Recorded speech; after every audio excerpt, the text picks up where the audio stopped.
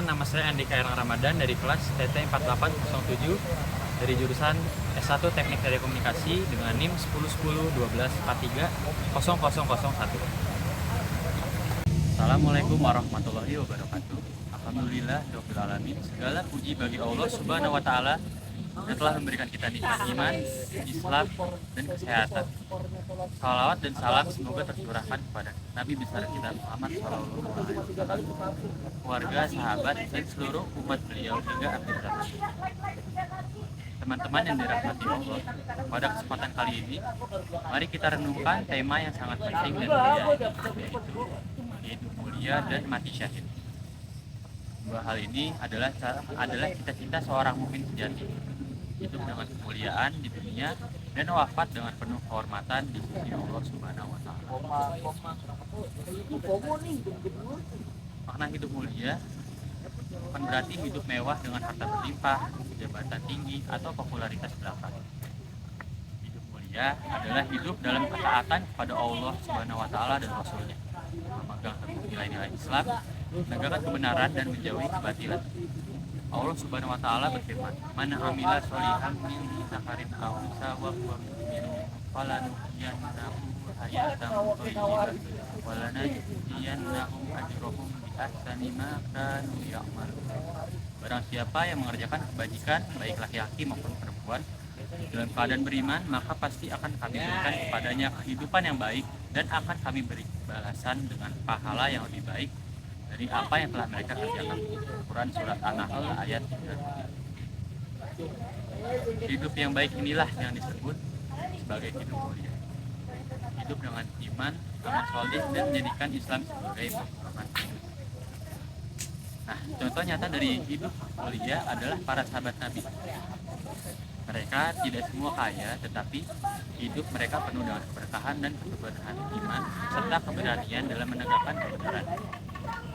Umar bin Khattab radhiyallahu anhu misalnya, dikenal sebagai pemimpin yang adil, tegas, dan sangat mencintai rakyatnya. Beliau hidup dengan sederhana, tetapi memiliki wibawa di hadapan kawan maupun lawannya. Itulah wujud nyata dari hidup yang mulia. Setiap yang bernyawa pasti akan mati, tetapi tidak semua kematian memiliki nilai.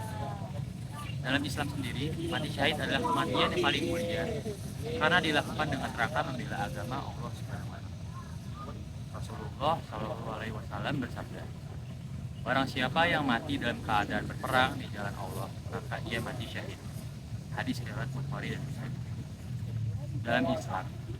Dalam hadis lain, Rasulullah bersabda, orang yang mati syahid akan diberi 6 keutamaan oleh Allah.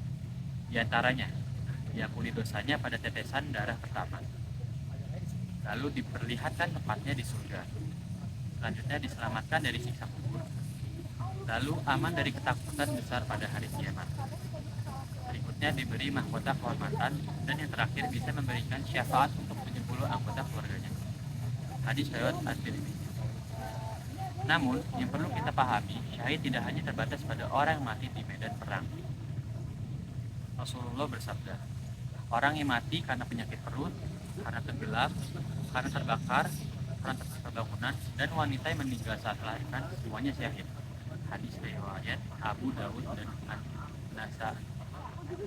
Artinya, selama kematian itu adalah dalam kondisi mempertahankan agama, dalam ketaatan kepada Allah, maka dari itu adalah bentuk syahid. Bahkan orang yang wafat karena memperjuangkan keadilan dan menolak kezaliman juga termasuk dalam kategori syahid. Seorang muslim sejati tidak hanya ingin mati syahid, tetapi juga ingin hidup dengan cara yang mulia.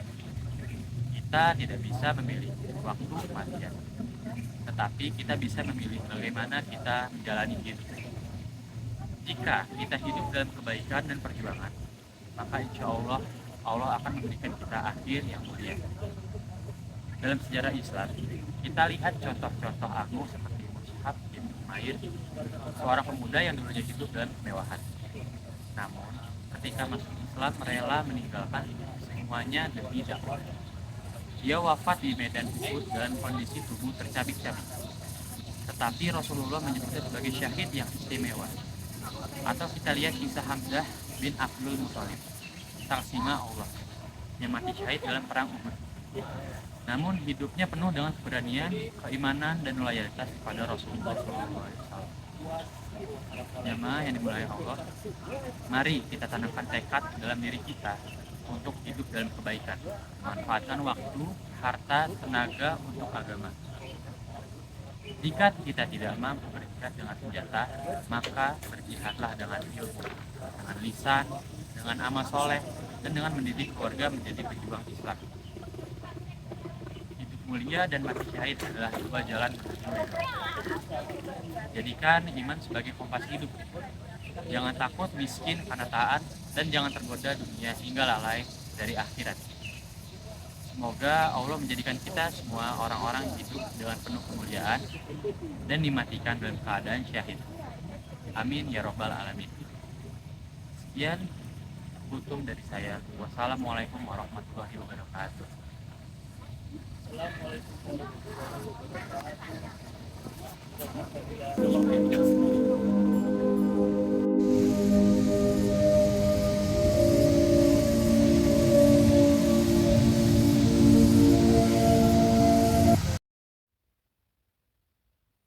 Assalamualaikum warahmatullahi wabarakatuh. Saya Andika Ramadan dari TT 4807 dengan NIM 101012430001 akan mempresentasikan mengenai materi yang berjudul Hidup Mulia dan Mati Syahid. Pertama-tama, apa itu makna hidup mulia? Hidup mulia dalam Islam bukan berarti hidup mewah dengan harta berlimpah, jabatan tinggi, atau popularitas. Hidup mulia adalah hidup dalam ketaatan kepada Allah dan Rasul-Nya, memegang teguh nilai-nilai Islam, menegakkan kebenaran, dan menjauhi kebatilan. Allah Subhanahu wa Ta'ala berfirman dalam Quran Surat An-Nahl ayat 97, barang siapa yang mengerjakan amal soleh, baik laki-laki maupun perempuan, dalam keadaan beriman, maka sesungguhnya akan kami berikan kepadanya kehidupan yang baik. Berikutnya mengenai mati syahid. Setiap yang bernyawa pasti akan mati, tapi tidak semua kematian memiliki nilai. Dalam Islam, mati syahid adalah kematian paling mulia karena dilakukan dalam rangka membela agama Allah Subhanahu wa Ta'ala.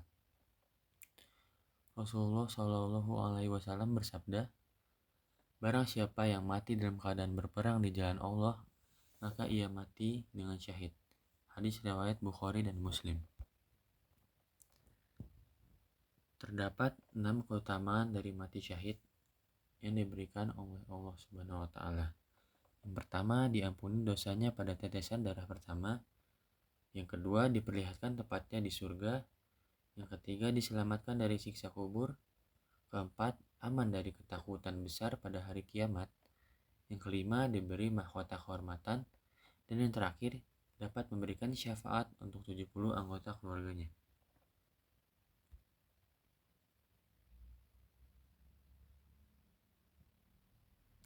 Berikutnya, golongan-golongan orang yang mati syahid. Rasulullah Shallallahu Alaihi Wasallam bersabda, orang yang mati karena penyakit perut, karena tenggelam, karena terbakar, karena tertimpa bangunan, dan wanita yang meninggal saat melahirkan, semuanya syahid.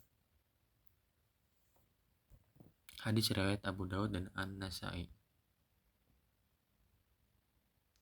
Namun selama kematian itu datang dalam kondisi mempertahankan agama dan dalam ketaatan kepada Allah, maka itu adalah bentuk syahid. Bahkan orang yang wafat karena memperjuangkan keadilan dan menolak kezaliman juga termasuk dalam kategori syahid. Contoh nyata lainnya, misalkan orang tersebut wafat karena bekerja keras mencari nafkah halal atau meninggal saat melayani umat seperti tenaga medis, dokter, dan sebagainya, ataupun mati dalam perjalanan dakwah atau kebaikan.